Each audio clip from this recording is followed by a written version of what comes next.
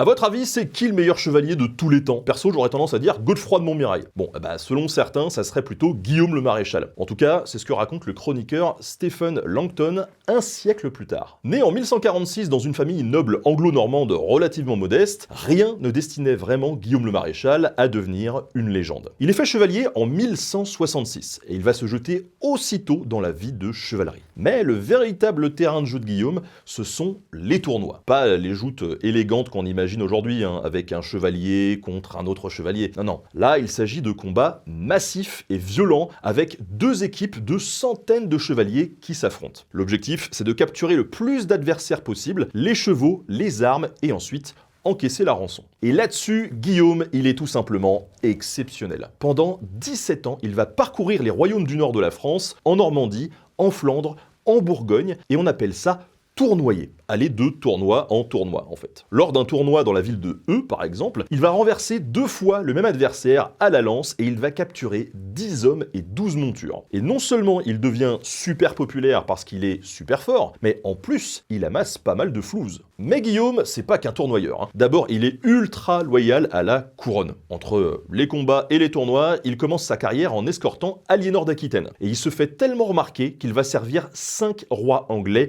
l'un à la suite de l'autre, dont les fameux Richard Cœur de Lion et Jean Santerre quand même. Mais aussi, il va participer à 5 batailles, un chiffre assez exceptionnel à une époque où survivre à 2 combats suffit à faire de toi un vétéran assez aguerri. En 1217, après de 80 ans, il va même remporter la seconde bataille de Lincoln contre Louis de France et les barons révoltés. Loyal jusqu'au bout, il raccompagne même le dauphin capétien sans le faire prisonnier et il assure la régence du jeune Henri III. Habile, courageux, loyal et redoutable, c'est l'incarnation du chevalier parfait de son temps. Et j'ai même lu, mais je sais pas si c'est vrai, qu'il a inspiré Sir Barristan Selmy dans Game of Thrones. Et là, je vous ai condensé son histoire en 2 minutes, mais dans mon prochain bouquin, Les Chevaliers, on va parler avec beaucoup plus de détails de ce personnage, puisqu'un portrait lui sera même consacré. Donc n'hésitez pas à aller jeter un petit coup d'œil du côté de la campagne Ulule.